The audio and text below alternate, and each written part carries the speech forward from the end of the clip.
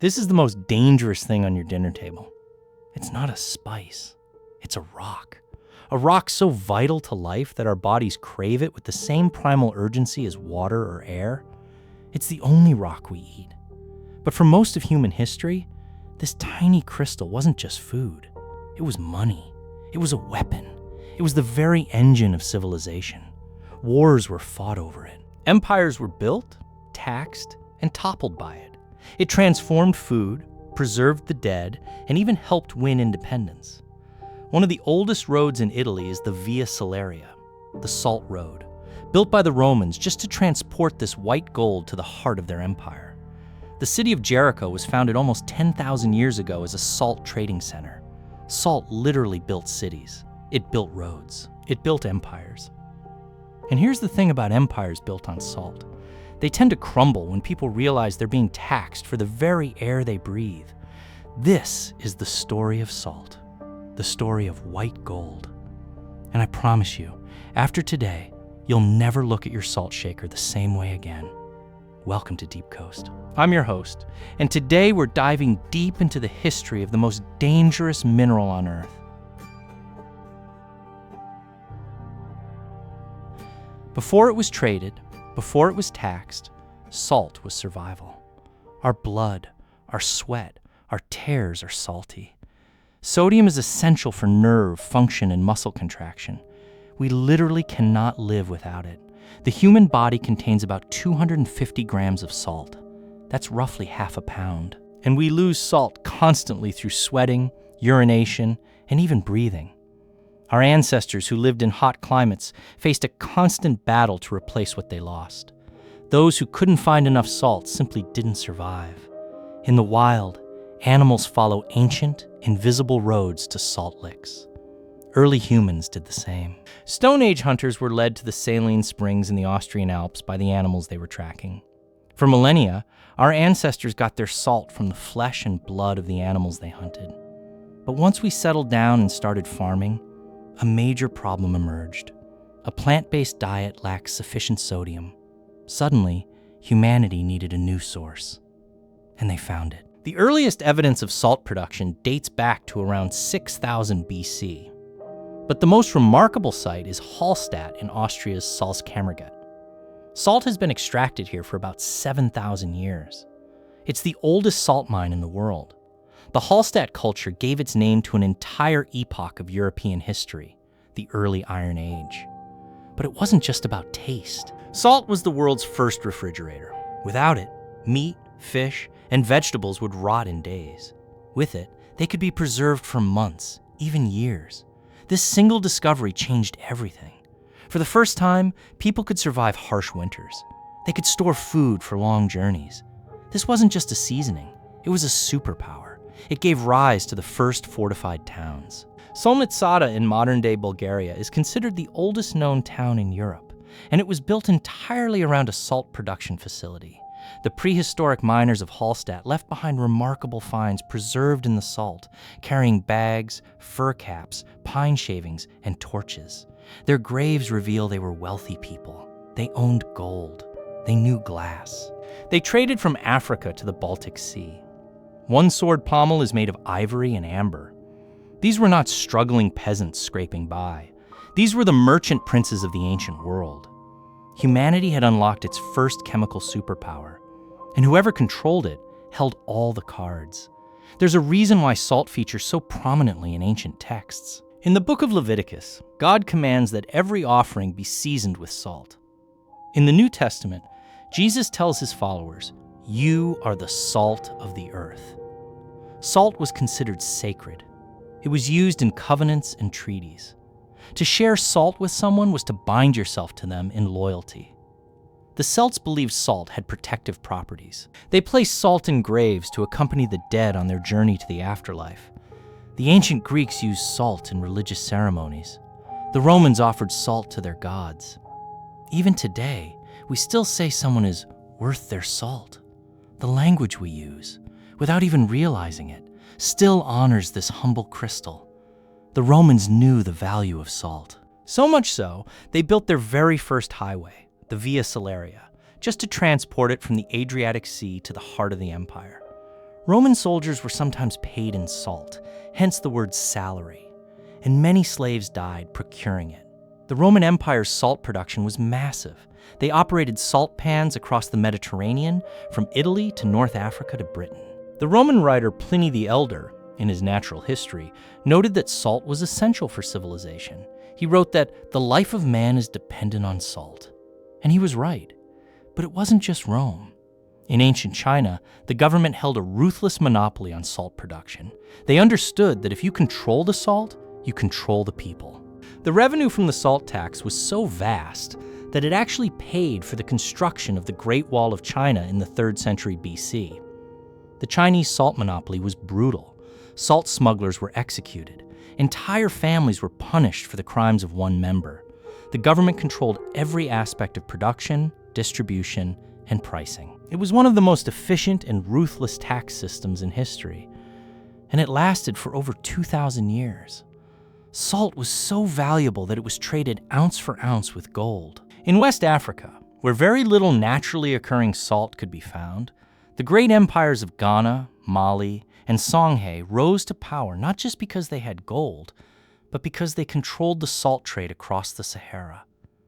Caravans of up to 40,000 camels would traverse hundreds of miles of scorching desert, carrying slabs of salt south to the kingdoms of the Sahel. Each camel carried 2 blocks weighing up to 90 kilos each. In Timbuktu, salt wasn't just a commodity, it was a currency. A slab of salt was worth just as much as a slab of gold. The salt mines of Taghaza were so abundant that houses and even mosques were built of blocks of salt, roofed with camel skins. The 14th century Muslim traveler Ibn Battuta visited the settlement and described it as a village with no attractions. There are no trees, only sand in which there is a salt mine. The salt trade in West Africa was so valuable that the kings of Ghana kept stockpiles of salt alongside their gold nuggets. An anonymous Arab traveler of the 10th century recorded the silent trade, where merchants would leave their goods and depart, and the local people would leave gold beside them, and both parties would adjust the price without ever meeting face to face. Let that sink in. We dig this stuff out of the ground. We boil it out of water. Entire civilizations were built on the simple act of putting it on food. In the Middle Ages, salt was so valuable that it was used to pay debts. Salt taxes funded wars. Salt production created entire industries. The salt mines of Wieliczka in Poland, which began operating in the 13th century, were so profitable that they funded the Polish crown for centuries. The mine contains elaborate carvings, underground chapels, and even a cathedral carved entirely from salt. It's a UNESCO World Heritage Site today, a monument to the power of this humble mineral. For governments, salt was a gold mine. But taxing a basic human necessity always comes with a price. In 13th century France, the crown instituted the Gabelle. This was the most notorious salt tax in history. By 1789, when the French Revolution started, the salt tax made up nearly a quarter of royal revenues. The Gabelle wasn't just a tax, it was a nightmare of bureaucracy. The price of salt varied wildly from region to region. In the Pays de Grandes Gabelles, the high-tax region around Paris, salt sold for as much as 10 times its actual cost. An average French household in the high-tax zone would pay approximately 4,189 euros in today's money for salt, compared to 805 euros in low-tax regions. And here's the truly insidious part. The government forced every individual above the age of 8 to buy a minimum amount of salt every week, up to 7 kilograms per year. 1/3 of France's population paid 2/3 of all salt revenue, but consumed only 1/4 of all salt. The nobility, the clergy, and privileged persons were exempt. The poor paid the highest price for a basic necessity of life. The Gabelle bred hatred, corruption, and an army of smugglers. The smugglers were called faux sauniers, false salt traders, and they were seen as heroes by the common people. Customs guards called Gabellists were despised. They could search anyone's home without cause. They were known to grope women under the guise of looking for salt. Women became expert smugglers, hiding salt under their dresses and using false derriers to transport contraband. By the late 18th century, more women than men were being arrested for salt smuggling. Between 1759 and 1788, Of 4,788 arrests in one region, 2,845 were women and children, more than half. The punishments were brutal. Merely housing a smuggler could lead to imprisonment, fines, and if repeated, death. Armed smugglers were executed. Nobles caught buying contraband salt would immediately lose their status. And yet, the smuggling continued. Along the Loire River, which separated Brittany, where salt cost 31 sous, from Anjou, where it cost 591 sous, over 3,000 soldiers were stationed to combat smuggling. The price difference was so extreme that the profit margins were worth risking death. Recent research by Harvard Business School professor Marco Tabellini and his colleagues found that protests were 68% more likely to occur in areas bordering high-tax and low-tax zones. The Gabelle didn't just anger people, it created the perfect conditions for revolution. In spring 1789, municipalities with higher salt taxes submitted more complaints about taxation in the lists of grievances collected by the king. When the revolutionaries won, one of the very first things they did was abolish the Gabelle in 1790. It was one of the most popular acts of the revolution, a revolution born from a tax on bread and salt. But the French weren't the only ones who revolted against salt taxes. In 1630, the Duke of Mantua in Italy tried to impose a new salt tax. The people of Milan rose up in protest, and the revolt spread across the region. It became known as the Revolt of the Salt, and it nearly brought down the Spanish rule in northern Italy. In Russia, salt taxes sparked riots. In 1648, the Salt Riot in Moscow was one of the largest uprisings in Russian history. The people rose up against the government of Tsar Alexei Mikhailovich after he imposed a heavy tax on salt. Thousands of protesters gathered in Moscow. The mob attacked the homes of government officials. The Tsar was forced to flee the capital. The revolt only ended after the government made major concessions, including abolishing the salt tax. The lesson was clear. Taxing salt was always a dangerous game, and governments kept playing it. But history has a habit of repeating itself. Fast forward to 1930, India. The British Empire had a monopoly on salt production, and they taxed it heavily. The salt tax represented 8.2% of the British Raj's tax revenue. It was illegal for Indians to harvest their own salt from the sea, even though salt was freely available to those living on the coast. Mahatma Gandhi understood the insult. In a letter to Viceroy Lord Irwin, he wrote, "British rule has impoverished the dumb millions by a system of progressive exploitation. It has reduced us politically to serfdom. It has sapped the foundation of our culture." He chose the British salt laws as his first target, not because the tax was the heaviest burden, but because it touched every Indian. As Gandhi famously declared, "Next to air and water, salt is perhaps the greatest necessity of life." On March 12, 1930, Gandhi started from his ashram with 78 volunteers on a march to Dandi, a village on the seacoast 241 miles away. For 24 days, the eyes of India and the world followed him. Foreign journalists, along with 3 Bombay cinema companies shooting newsreel footage, turned Gandhi into a household name in Europe and America. The New York Times wrote almost daily about the Salt March, including 2 front-page articles on April 6th and 7th. By the end of 1930, Time magazine made him Man of the Year. The government didn't arrest him. With each passing day, the campaign grew. Hundreds and thousands of people joined the procession. Men, women, and children lined the route, offering flowers and shouting slogans. The march ended on April 5th at Dandi village. The next morning, after a prayer, Gandhi raised a lump of salty mud and declared, "With this, I am shaking the foundations of the British Empire." He then boiled it in seawater, producing illegal salt. Mass civil disobedience spread throughout India. Millions broke the salt laws by making salt or buying illegal salt. Gandhi gave a signal to all Indians to manufacture salt illegally. All across India, people swarmed to the nearest seacoast to break the salt law. It didn't matter if they knew how to make salt properly. What mattered was the breaking of the law. The British government was shaken. Gandhi's arrest on May 5th, 1930, only made things worse. The campaign continued. At the Dharasana Salt Works, 25 miles south of Dandi, volunteers advanced in disciplined waves toward police armed with steel-shod lathis. They didn't raise a hand to defend themselves. One after another, they fell.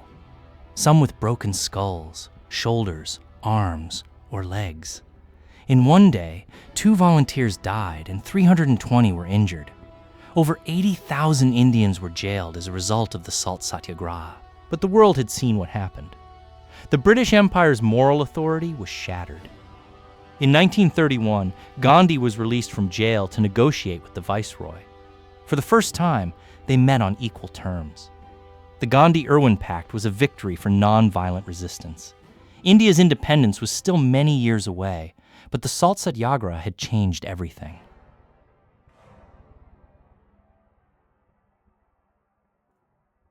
Salt had stopped being just food and money. It became the raw material for the modern industrial world. Only a tiny fraction of the salt we produce today is used directly on our food. In the 19th century, the invention of the Leblanc process allowed manufacturers to synthesize soda ash from salt, the secret ingredient for making glass, soap, and textiles. The cheap production of cotton became entirely reliant on salt. It's in the soap you wash with, the glass you drink from, and the pipes that carry your water. It's the skeleton of the modern world. But salt also played a crucial role in war. During the American Civil War, salt was a strategic resource. The Union Navy blockaded southern ports, cutting off the Confederacy's supply of salt. The South desperately needed salt to preserve meat for its armies. Salt works in Virginia, Louisiana, and Texas became critical targets. The Union Army destroyed salt works whenever they found them, knowing that without salt, the Confederate Army couldn't feed itself. General William Tecumseh Sherman's march to the sea included the destruction of salt works. He understood that salt was as important as gunpowder. Without salt, an army starves. Without salt, a nation falls. The Confederacy's inability to secure enough salt was one of the many factors that contributed to its defeat. In World War II, salt production was again a strategic priority. Germany and the Allied powers competed for control of salt deposits. The salt mines at Stassfurt in Germany supplied vital resources for the Nazi war effort. Allied bombing campaigns targeted salt production facilities. The battle for salt was a battle for survival. Today, the United States is the largest producer and consumer of salt. The largest single use of American salt, 51%, is for de-icing roads. Only 8% is for seasoning food. And now we have the salt wars. For decades, doctors have warned us that salt causes high blood pressure and heart disease. The USDA suggests we limit ourselves to a single teaspoon a day. But recent science is questioning this. Researchers are finding that the salt hypertension link isn't as clear-cut as we thought. People with low-salt diets might actually be at a higher risk for cardiovascular issues than those who eat moderate amounts. The problem is that modern processed foods are loaded with salt. The average American consumes about 3,400 milligrams of sodium per day, far more than the recommended limit. Most of that salt isn't added at the table. It's hidden in processed foods, fast food, and restaurant meals.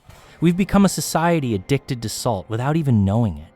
And then there's the trend of gourmet salts. Himalayan pink salt, sea salt, fleur de sel, smoked salt, black salt. We've gone from fighting over salt to paying premium prices for the same mineral. The only difference is where it comes from and how it's processed. But chemically, it's all the same. Sodium chloride. The global salt industry is massive. In 2023, the world produced over 300 million metric tons of salt. China is the largest producer, followed by the United States and India. The industry is worth billions of dollars. But the economics of salt have changed dramatically. Today, the price of salt is so low that it's effectively a commodity. A pound of salt costs less than $1.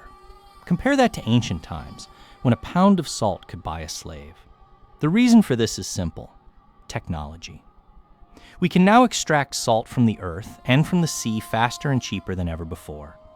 We don't need to rely on slave, labor, or dangerous mining conditions. We use machines, pumps, and evaporation ponds. But that doesn't mean the industry is without controversy. Salt mining is still a dangerous job. Workers in salt mines face risks of cave-ins, explosions, and respiratory diseases. In countries with weak labor protections, salt miners work in conditions that would have been familiar to their ancient ancestors. And then there's the environmental impact. Salt production can damage ecosystems. Solar evaporation ponds can destroy wetlands. Brine discharge from salt operations can contaminate freshwater sources. Salt mining can cause land subsidence. The industry has made progress, but it still leaves a mark on the planet. The salt we use to dece roads every winter is another environmental concern. The salt washes into waterways and can harm freshwater ecosystems. It increases the salinity of streams and lakes. It damages soil and kills plants. Cities have started using alternatives like beet juice and sand, but salt remains the go-to solution. The irony is staggering. For thousands of years, we fought to find enough salt. Now we can't figure out what to do with the excess. We've come full circle. For 12,000 years, we fought for this rock. We built empires on it. We went to war for it. We taxed it, smuggled it, and worshipped it. And now, in the modern age of plenty, we're not sure if we even want it anymore. But here's what I think. Salt is a humbling reminder that the simplest things are often the most profound. It is the only rock we eat. It is the echo of ancient seas inside our blood. It is the taste of life itself. The salt you sprinkle on your dinner tonight traveled a longer, more violent road than any king. It built roads and cities. It started wars and ended them. It toppled thrones and freed nations. And it's still sitting there, cheap and plentiful, on every table in the world. The most democratic thing that ever existed. So, next time you reach for that salt shaker, remember, you're holding the history of the world in your hands. Don't forget to season. This has been another deep dive here on Deep Coast. If you enjoyed this journey into the hidden history of everyday things, make sure to hit that subscribe button. We release new episodes every week, uncovering the stories behind the foods, ingredients, and flavors that shaped our world. Drop a comment below and let me know. What food or ingredient should we investigate next? Is there something on your plate right now that you suspect has a darker, more fascinating past?